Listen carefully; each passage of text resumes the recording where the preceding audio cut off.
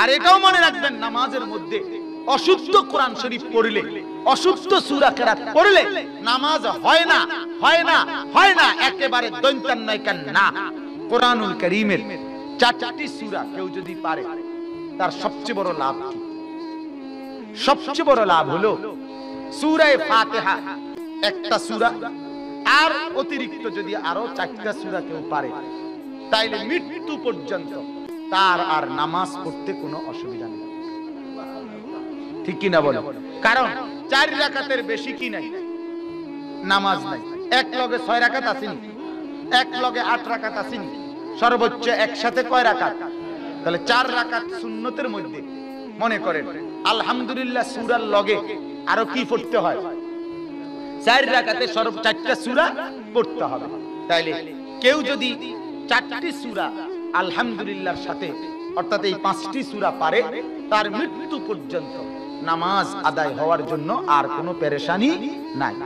কত বড় বদনসিব ওই ব্যক্তি যে কোরআনুল কারীমের এই 4টা সূরা এবং সূরা ফাতিহা এতটুকুও শুদ্ধ পড়তে পারে না। তার মতো বদনসিব মুসলমান আর কে হইতে পারে? আপনি বলেন। এখন আপনার ছেলে, আপনার মেয়ে, আপনি নিজে, এরকম অগণিত মানুষ আছে যাদের এই 5টা সূরাও শুদ্ধ নাই। আছে কিনা বলে? ডাক্তার, ইঞ্জিনিয়ার, শিক্ষিত, রাজনৈতিক নেতা, মেম্বার, চেয়ারম্যান, বড় পয়সাওয়ালা, ধনবান, বুদ্ধিজীবী, পণ্ডিত, কথাবার্তা শুনলে মনে হয় যেন বহুত কিছু উল্টাই লাইছে। কিন্তু জানাজা, আমি এটা বুঝি কেমনে পারে না, যেটা প্রমাণ কি জানেন? মানে এই যে সূরাটা শুদ্ধ পারে না, এটার প্রমাণ কি জানেন? প্রমাণ হইল জানাজার নামাজ।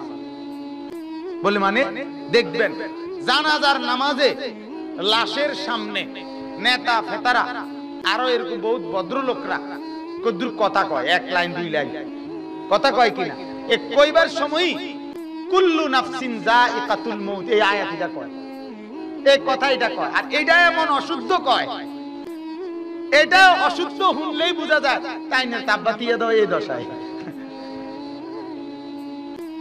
তাইনের কুলহু আল্লাহ যে এই দশা, এটা দেখে বোঝা যায়। এইটা শুনলেই বোঝা যায় যে যেই বেটা কুল্লু নাফসিনটাই ঠিক করে কইতে পারে না, এই যে সূরা কেরাত অশুদ্ধ, এটা বোঝা যায় কিনা? তাহলে আপনি শুদ্ধ ভাষায় বাংলা কথা বলেন, শুদ্ধ ইংরেজি মারেন, কিন্তু কোরআন শরীফ অশুদ্ধ পড়েন, তাইলে আপনার বদনসিব ছাড়া আর কি? কথা বলেন না কেন?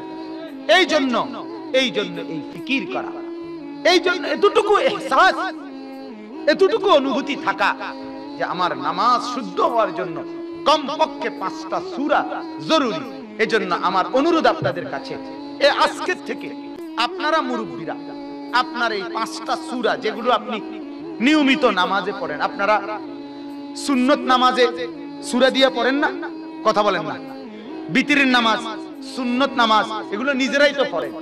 আওয়াবিনের নামাজ নিজেরাই পড়েন, তাহাজ্জুদের নামাজ নিজেরা পড়েন, ইশরাকের নামাজ নিজেরা পড়েন। অনুগ্রহপূর্বক বা একেবারে 2 হাত ধরে বলি, মুরব্বি, এই সূরাগুলো যেটি আপনি পড়েন, এই সূরাগুলো হুজুরের কাছে, ওই আলেমদের কাছে, মাদ্রাসার শিক্ষকদের কাছে একটু শুনাইয়া যাবেন যে হুজুর আপনি কদ্দুর আমার এই সূরাটা শুনেন, ভুল হইলে ঠিক করে দেন। আল্লাহর দোহাই, এখন যদি একটু শরমও লাগে যে এই বুড়া বয়সে একজন হুজুরের কাছে যাইয়া যদি এই কথা কই, আর হুজুরে যদি কয় আরে অশুদ্ধ, তাহলে কি পরিমাণ বেইজ্জতি, মানুষ শুনলে কি কইব? আল্লাহর কসম বাপ, মানুষ শুনলে যা বলুক, হুজুরে যাই মনে করুক, আল্লাহ যদি খুশি হয় তাইলে আপনার জান্নাত। তাহলে সবাই যদি কিছু বলে এত অসুবিধাটা কি, যদি আমার আল্লাহ খুশি হয়? কথা বলেন না? আর এটাও মনে রাখবেন, নামাজের মধ্যে অশুদ্ধ কোরআন শরীফ পড়লে, অশুদ্ধ সূরা কেরাত পড়লে নামাজ হয় না, হয় না, হয় না, একেবারে দৈন্তান্নয়কান না।